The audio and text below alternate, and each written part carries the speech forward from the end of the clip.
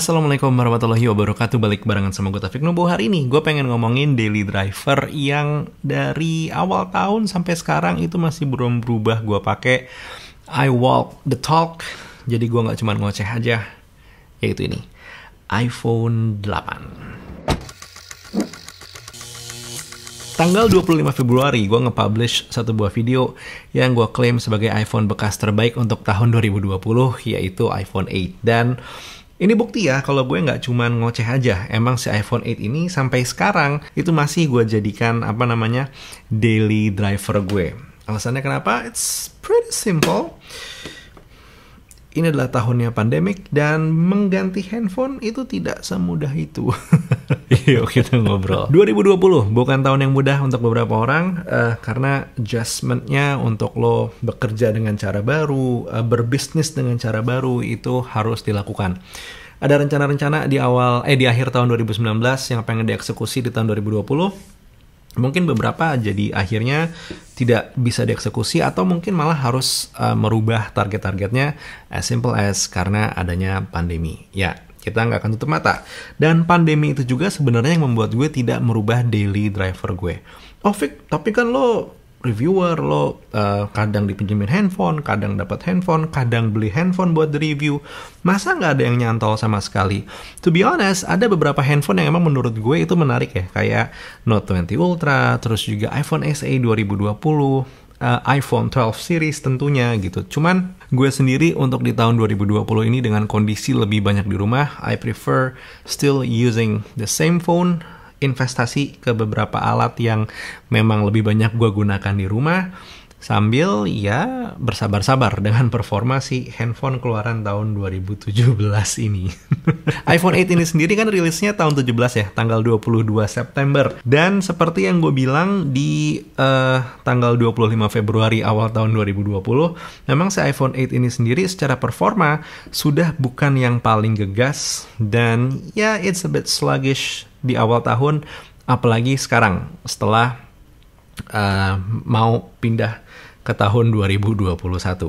Beberapa kali gue mengalami yang namanya aplikasi itu jadi hang atau force close, dan bahkan untuk gue memproses satu buah video menggunakan aplikasi Splice, si iPhone 8 ini sudah mulai tidak kuat.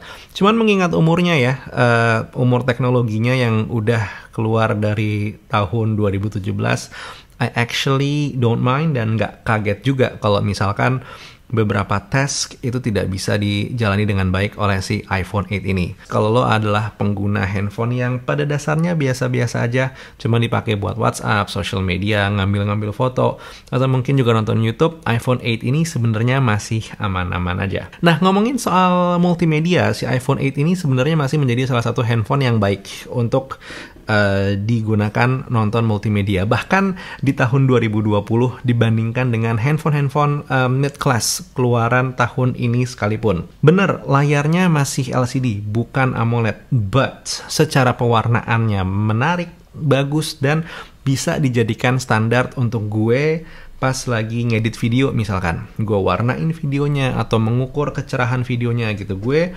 percaya dengan kualitas layar dari si iPhone 8 ini, karena hasil warnanya dengan si layar itu tuh MacBook Pro yang di situ itu kurang lebih ya mirip warnanya. Dan secara speaker pun, walaupun double speakernya itu lebih keras di bawah, tidak di bagian atas, but somehow it still have a good audio to it dibandingkan dengan beberapa handphone yang keluar dengan stereo speaker di tahun 2020 ini. Ya, dan bagian belakangnya walaupun speakernya itu stereo tidak getar. Untuk performa baterai ya tentu nggak usah ditanya ya, bakal gue bilang performa baterainya ya buruk karena udahlah handphonenya udah lama gitu kan, dan juga besar kapasitas baterainya emang bukan yang paling wah. But dengan kondisi tahun 2020 kita yang lebih banyak di rumah, sebenarnya I don't really mind. Tapi akan gue ingetin buat lo yang lebih banyak beraktivitas di luar rumah, tentu kapasitas baterainya si iPhone 8 ini bukan yang paling handal.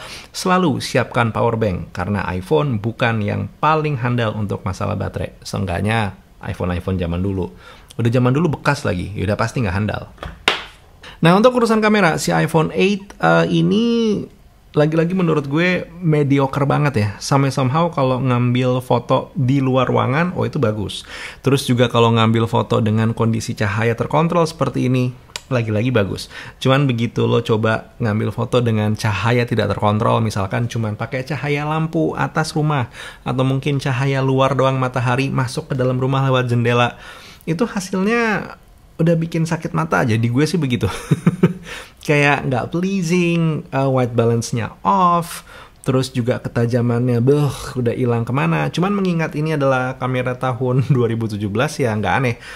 Menariknya emang si iPhone SE 2020 dengan hardware kamera yang sama, tapi dengan chipset yang baru punya sistem pemrosesan gambar yang lebih baik. So, actually, kalau misalkan emang ini pengen dimaksimalin, mungkin masih bisa menggunakan software kamera yang lain. Kalau lo hanya ingin mengandalkan aplikasi kamera bawaannya aja, ya harus siap-siap mulai belajar mengontrol cahaya, mengenali arah cahaya dan segala macam, karena itu yang bakal ngebantu lo punya hasil foto yang lebih baik nantinya. So, by the end of the day, gue bisa bilang iPhone 8 ini is actually not the best phone ever, not the best phone in 2020, tapi seenggaknya untuk penggunaan gue di tahun 2020 itu enough, alias cukup.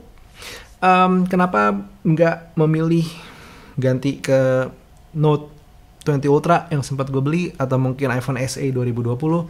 Sayang ya, gue memilih menginvestasikan uang-uang itu untuk alat syuting, komputer, bisa kerja nih, menghasilkan uang lebih banyak dari sekedar handphone ya, alat yang satu ini dan juga ini. Tapi untuk handphone sampai saat ini semuanya masih gue beli terus gue jual hanya untuk keep the content rolling, cause that's how we make money.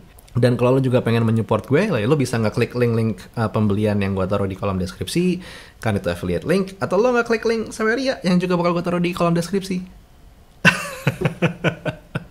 Nggak mau juga nggak apa-apa, cuman kalau mau, makasih. Tapi itu gue, kalau lo sendiri gimana?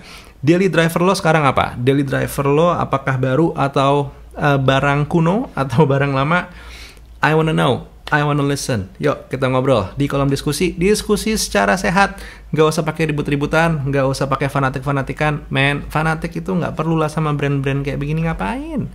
Kita ngeluarin duit, dia yang untung, kita fanatik sama dia, ngapain? Yuk, sekali lagi diskusi secara sehat di kolom komentar. Buat sekarang Taufik Nobo cabut. Assalamualaikum warahmatullahi wabarakatuh. Skadush.